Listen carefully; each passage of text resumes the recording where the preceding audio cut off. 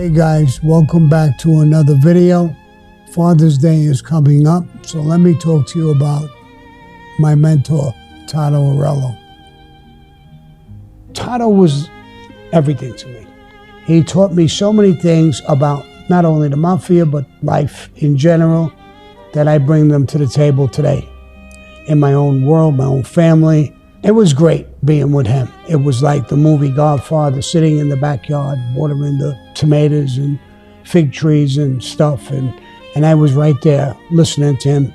Every time I'm doing a business deal or I'm doing anything, really, I always revert back to Toddo. What would he think? What would he say? What would he do?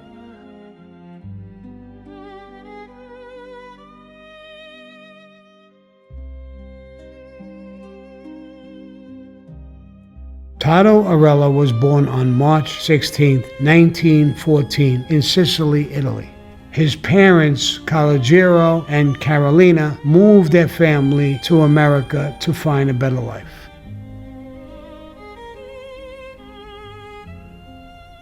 He was a captain in the Gravano family. I was in the Colombo family. I had a problem in the Colombo family with my boss's brother. And I wound up getting transferred to the Gravano family, and I was put under Toddo. I knew his son, Charlie Boy, well. I grew up with his son, but I never really knew the father. I knew of him, but never knew him. Knew he was a powerful captain. At one point, I left the life, and he gave me permission to leave. And he said, remember, if you have a problem, you're always with me. You're always in my heart. So he was really a mentor to me. In the Colombo family, I was taught, crime, kill this guy, shoot that guy, beat this guy up, this, that, and everything. As a gang member, and I got into that, I was used to that, so I was comfortable with that for a while. But going in with Toddo was a whole nother world. It was about business. It was about a different way of life. After the war, the mob in New York was changing. The 5 families ran the city, and every boss needed strong guys to hold things down. Toddo became one of those guys. He didn't shout or show off. He did his job, and people listened. As a capo in the Gravano family, he had his own crew. His guys were loyal, not scared. That's the kind of leader he was. And I will never forget his saying, we could always use violence, but let's use violence as a last resort. So that means you're listening to both sides of the situation and spinning it around and trying not to use violence. So I had a lot of really great moments. I did come back to the life, stayed with him, till the day I went to prison with John Gotti. And the strange thing is that he recommended that I become a made guy.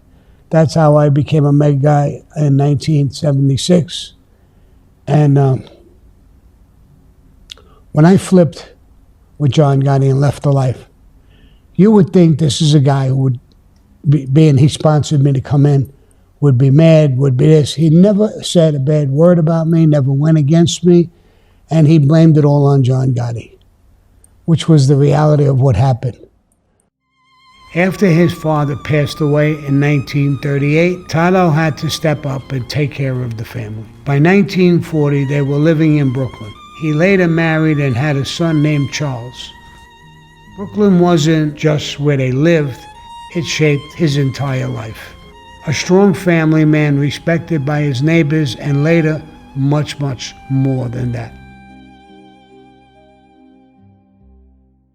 Toddo got involved in the life, from what I understand, way back. I mean, he was much older than me. He was born in 1914, so I was born in 1945. So you're talking about he was 31 years older than me or something like that. He got involved with Lucky Luciano and Vito Genovese and Carlo Gambino, and names like that. These are the guys he grew up with. Albert Anastasia was killed in a barbershop. He was the boss of the family. It wasn't the Gambino family yet. The guy who was going to take over was Tommy Rava. He had a very, very powerful crew, and Carlo Gambino was the guy on the other side. Albert, Anastasia, and Carlo Gambino hated each other, but Albert was the boss. Once he was dead, then Tommy Rava was going to take over.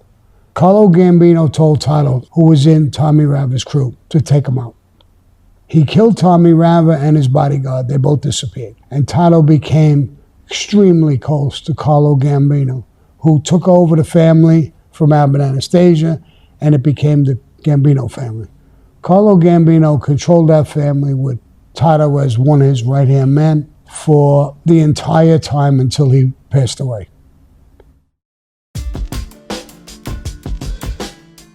Back in the 30s, when he was in his 20s, the news made up a story about him.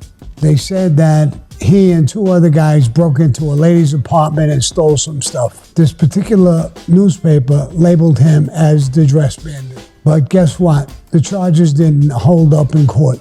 And I can tell you personally, Toddo wasn't that sort of guy. So I'm going to throw that whole story out. As far as I'm concerned, it never happened, or it was probably bullshit. Newspapers have a way of exaggerating things. I know the neighborhood loved him and trusted him. He did so many good things, it was unbelievable. Now, if he did something as a teenager when he was really young, a stupid little burglary, I don't know, but I don't believe it.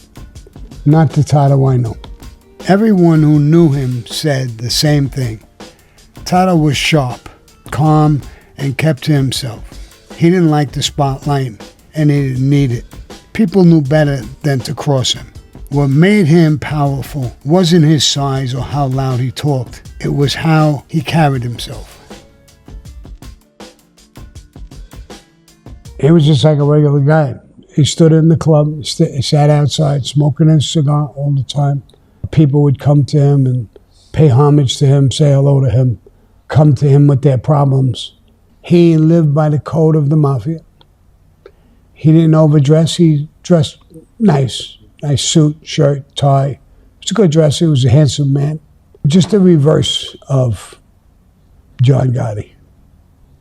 A complete, lived by the rules. It's a secret society and a brotherhood, and he lived by that code. He loved his backyard, his tomato plants and different vegetables he was growing, a fig tree, orange tree, and things like that, and he loved that. He loved the outside, the birds coming down, he had bird feeders. So that's how I know Toddo. On the other hand, on the mafia side, things were a bit different. He was pretty direct. I mean, if he told you not to do something, did something, you could have a problem with him. He was pretty direct on the way he wanted to handle things, how he wanted you to conduct yourself. I never had any trouble with him. Arguments, I had misunderstandings that I didn't agree with everything he did, and I'm sure he didn't agree with everything I did, but we were like a father and son deal. We were that close. And his son, Charlie Boy, who became a main member the same time I did, me and him became like brothers. I think Toddo saw a lot of things in me. A toughness, loyalty, honesty. He thought I was smart. I remember him saying, "You're a thinker." And he said, "That's a guy you got to be careful for. Not a shooter. Anybody can pull a trigger. Guy who uses his head, a guy who plans, and you do that all the time. With everything I give you, everything I see you do. You're a thinker and a planner." And I think he liked that trait. I wasn't reactionary. I mean, if you did something serious, or I could throw a punch or something like that, I mean, I would react to it right away. But if it wasn't that, I would think things out all the time, no matter what it was. I don't think I could make up anything about his legacy or what it should be or could be. I think he's already laid that out. Most people who knew him in Cosa Nostra and his private family loved him. I think that's all he needs. He doesn't need a legacy what other people think about him or anything like that. I think he laid out a legacy with many, many people, not only in his immediate family, but outside his family, and loved him till today. I have people talking to me about him. And I think of him as a second father. I had a father who passed away, and I looked at him as my father. In his later years, Toddo stayed out of trouble. He avoided big arrests, kept quiet, stayed smart, and kept his name clean. When he died, the old-timers really felt it. It was like the end of an era. He stood by the old ways and the right ways of doing things in that life. For me, Toddo was more than a mentor. He showed me how to be a man's man, not just a mobster. He lived with loyalty and with honor. And that's how I always remembered him, and I always will. To Toddo, to you, if you're up there, I love you. I miss you. And to all you out there, happy Father's Day.